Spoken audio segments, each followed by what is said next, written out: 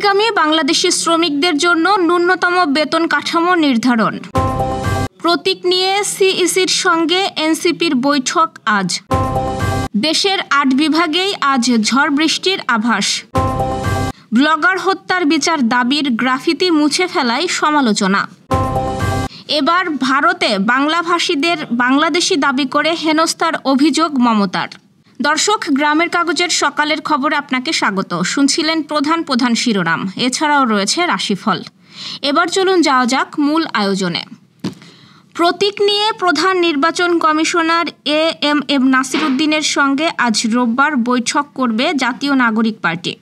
শনিবার সিইসির একান্ত সচিব মোহাম্মদ আশরাফুল আলম বিষয়টি নিশ্চিত করেন। তিনি বলেন, দলীয় প্রতীক নিয়ে আলোচনার জন্য সময় চেয়েছে দলটি, তাই আজ সকাল 10টায় সময় দেওয়া হয়েছে। গত বুধবার জাতীয় সংসদ নির্বাচন পরিচালনা বিধিমালা সংশোধনের লক্ষ্যে প্রতীকের তফসিলে 115টি প্রতীক সংরক্ষণের সিদ্ধান্ত নেয় ইসি, যা ওই দিনই আইন মন্ত্রণালয়ে ভেটিংয়ের জন্য পাঠায়। তবে শাপলা প্রতীক তালিকায় রাখা হয়নি। এর আগে গত 22শে জুন এনসিপি নিবন্ধন আবেদন দাখিলের সময় শাপলা প্রতীক চায়। আবার তার আগে মাহমুদুর রহমানের নেতৃত্বাধীন নাগরিক ঐক্য 17ই এপ্রিল একই প্রতীক চায়। এছাড়া দুটি দলই শাপলা নিয়ে একাধিকবার বৈঠকও করে ইসির সঙ্গে। শাপলা নিয়ে এই কাড়াকাড়ির মধ্যেই প্রতীকটি তফসিল অন্তর্ভুক্তই করা বাদ দেয় ইসি। বর্তমানে 51টি দল নিবন্ধিত দল আছে। বাকি প্রতীকগুলো স্বতন্ত্র প্রার্থী ও অন্যান্য নতুন দলগুলোকে বরাদ্দ দেওয়া হবে। দেশের ৮ বিভাগেই ঝড় বৃষ্টির আভাস দিয়েছে আবহাওয়া অধিদপ্তর। সেই সঙ্গে দিন ও রাতের তাপমাত্রা কমতে পারে। শনিবার সন্ধ্যা 6টা থেকে পরবর্তী 120 ঘন্টার আবহাওয়ার পূর্বাভাসে এমন তথ্য জানানো হয়েছে। এতে বলা হয়, মৌসুমি বায়ুর অক্ষের বর্ধিতাংশ রাজস্থান, উত্তরপ্রদেশ, বিহার, গাঙ্গেয় পশ্চিমবঙ্গ ও বাংলাদেশের দক্ষিণাঞ্চল হয়ে আসাম পর্যন্ত বিস্তৃত রয়েছে।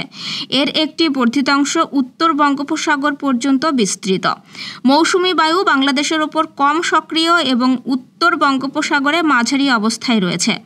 এই পরিস্থিতিতে আজ সকাল 9টা পর্যন্ত ময়মনসিংহ, চট্টগ্রাম ও সিলেট বিভাগের অনেক জায়গায় এবং রাজশাহী, রংপুর, ঢাকা, খুলনা ও বরিশাল বিভাগের কিছু কিছু জায়গায় অস্থায়ীভাবে দমকা হাওয়া সহ হালকা থেকে মাঝারি ধরনের বৃষ্টি, বজ্রসহ বৃষ্টি হতে পারে। সেই সঙ্গে সারা দেশের কোথাও কোথাও মাঝারি ধরনের ভারী থেকে ভারী বর্ষণ হতে পারে।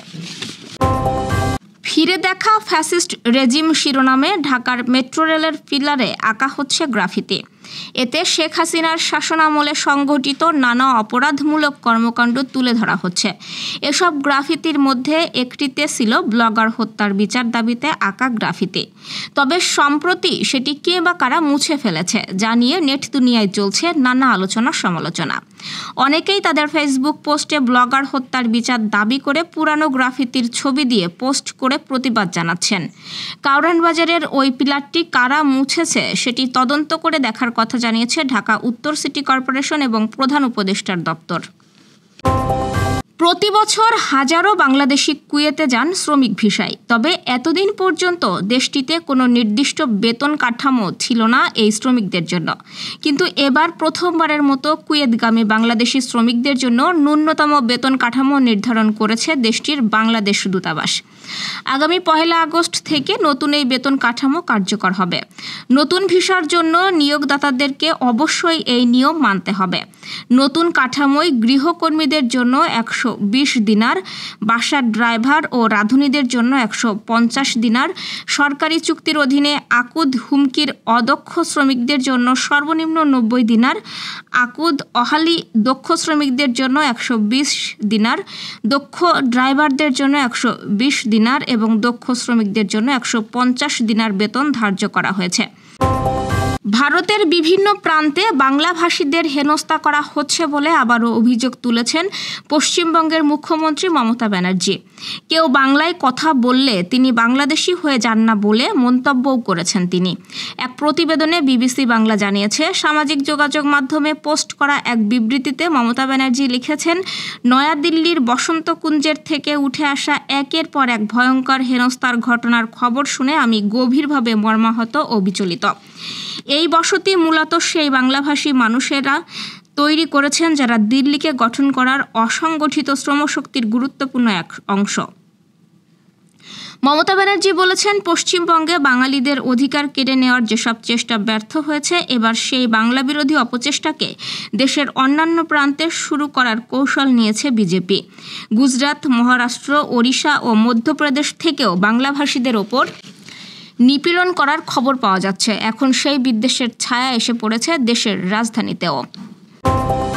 দর্শক, এ পর্যায়ে জেনে নিব কেমন যাবে আপনার আজকের দিন, অর্থাৎ 13 জুলাইয়ের রাশিফল।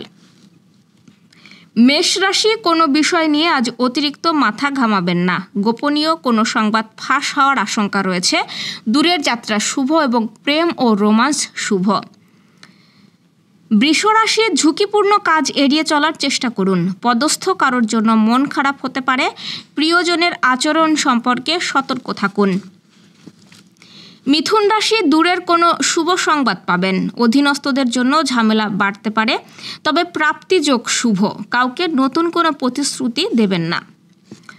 কর্কট রাশি, পারিবারিক কাজে আজ অন্যকে নাক গলাতে দেবেন না। যানবাহন ও যন্ত্রপাতি ব্যবহারে সতর্ক থাকুন। জনসংযোগ ও প্রচার কাজ শুভ। সিংহ রাশির রাজনীতিবিদদের জন্য দিনটি শুভ। কারো ওপর দায়িত্ব দিতে পারেন, তবে কিছুটা ভেবে নেওয়া ভালো। কেনাকাটা শুভ এবং যাত্রা শুভ নয়। কন্যা রাশির পরিচিত কেউ আজ মানসিক অস্থিরতার কারণ হতে পারে। বয়স্কদের সঙ্গে কৌশলী হন। রোমান্স ও বিয়ের যোগ শুভ এবং যাত্রাও শুভ। তুলা রাশি, পরিকল্পনা বাস্তবায়নে অধীনস্থদের কাজে লাগাতে পারেন। আত্মীয় স্বজনের সঙ্গে আলোচনায় কৌশলী হন। বিশ্রাম শুভ এবং প্রেমও শুভ। বৃশ্চিক রাশি, নিজের জমে থাকা পুরানো জরুরি কাজগুলো আজ তড়িৎ সেরে নেওয়ার চেষ্টা করুন। বয়স্কদের সঙ্গে আলোচনা করে যে কোনো বিষয়ে আজ সিদ্ধান্ত নিন এবং প্রাপ্তিযোগ বেশ শুভই দেখা যাচ্ছে। ধনুরাশি, অধীনস্থদের ওপর দায়িত্ব প্রদানের আগে ভালোভাবে ভেবে নিন। অন্যের কাজে যেচে নাক গলাতে যাবেন না এবং দূরের যাত্রা শুভ। মকর রাশির, হঠাৎ মন খারাপ হওয়ার মতো কোনো ঘটনা ঘটতে পারে। যাই করুন না কেন ভেবেচিন্তে করুন।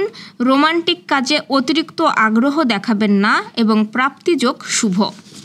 কুম্ভ রাশি, যৌথ ও অংশীদারি কাজে আজ কৌশলী হন। বয়স্কদের সঙ্গে মতবিরোধে যাবেন না। রোমান্স ও প্রেম শুভ এবং দূরের যাত্রায় পানাহারে সতর্ক থাকুন। মীন রাশি, দাপ্তরিক কাজে মনোযোগী হন। নিজের জরুরি কাজ দিনের শুরুতেই সেরে নিন এবং প্রিয়জনের স্বাস্থ্যের প্রতি নজর দিন। দর্শক, এই ছিল এখনকার আয়োজন। আগামীকাল ঠিক একই সময়ে সকালের খবর ও আপনার রাশিফল দেখতে ও জানতে চোখ রাখুন গ্রামের কাগজের ইউটিউব চ্যানেল ও ফেসবুক পেজে। আর প্রতিদিনের খবরের আপডেট পেতে গ্রামের কাগজের ইউটিউব চ্যানেল সাবস্ক্রাইব এবং ফেসবুক পেজ ফলো করে রাখতে ভুলবেন না। আমাদের পরবর্তী খবর দেখুন বিকাল 3টায়। শুভ বিদায়।